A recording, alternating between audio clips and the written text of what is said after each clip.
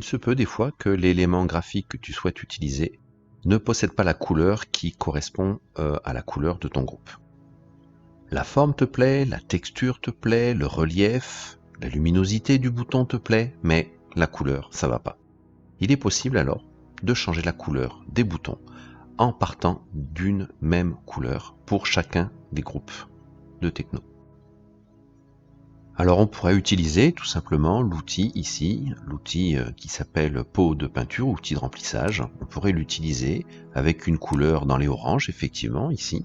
Seulement regarde bien, quand je vais cliquer sur mon dessin, tu vois, je vais du coup colorier, je peux colorier mon bouton étape par étape, mais du coup il perd absolument toute sa forme, tout son relief. Et donc dans ce cas-là, ça donne un travail qui est pas terrible. Heureusement, il existe une méthode qui donne des résultats plus satisfaisants. Donc là, je vais faire plusieurs fois CTRL Z, donc je vais maintenir CTRL et je vais appuyer plusieurs fois sur Z pour revenir en arrière. Voilà, voilà, voilà. Et je vais utiliser donc une autre méthode que l'outil de remplissage. Je vais utiliser une fonction qui se trouve dans les menus Réglages. Il y a la commande Teinte et Saturation. Avec cet outil, tu vas voir qu'ici, en changeant la teinte, tu vas pouvoir changer la couleur globale de ton bouton. Et donc en attrapant le petit curseur ici, en le déplaçant, tu vois, tu peux changer la couleur du bouton tout en respectant les différences de reflets qui lui donnent son charme. Et donc là, je suis dans le groupe Serdopic, orange. Je peux chercher une couleur qui serait dans les oranges, dans les jaunes, dans les rouges. Voilà. Là, c'est plutôt pas mal. C'est un rouge qui tire sur les oranges. Ok, tu vois. Je peux faire pareil avec le groupe Okotonae. Je sélectionne l'élément, réglage, teinte et saturation. Et là aussi, je viens changer la couleur de mon bouton. Je cherche sur toute la longueur du curseur où se trouve le vert. Alors si c'est pas d'un côté, c'est peut-être de l'autre. Ah voilà, parfait. Donc je vais pas essayer de trouver le même vert que le fond, ce serait moche. Hein, il faut essayer de donner à ce bouton un petit peu de relief. Voilà, là je lui donne un vert qui tire un peu sur le jaune.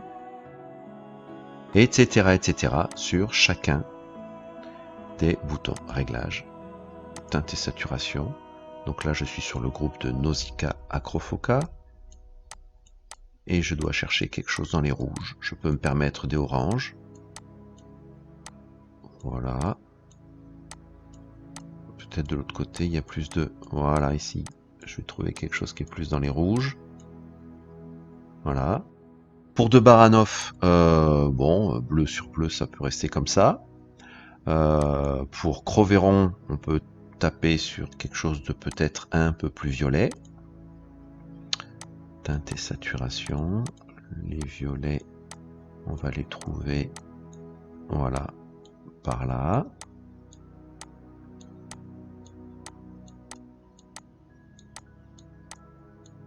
Ouais, voilà, comme ça, par exemple. Et enfin, pour Alcalinux, dans les tons jaunes, réglage, teinte et saturation, je peux trouver ici un jaune qui correspondrait à la charte graphique de mon groupe. Voilà, je peux aller dans les oranges, mais de l'autre côté, dans les oranges, presque jaune. Voilà. Alors tant qu'on y est, concernant les couleurs, une petite astuce supplémentaire. On va prendre l'exemple de Baranov. Il se peut des fois que l'on veuille complètement enlever la couleur cette fois-ci. Pour cela, tu as le curseur saturation qui te permet, si tu le mets à 0, de transformer ton bouton dans des reflets de blanc et de gris.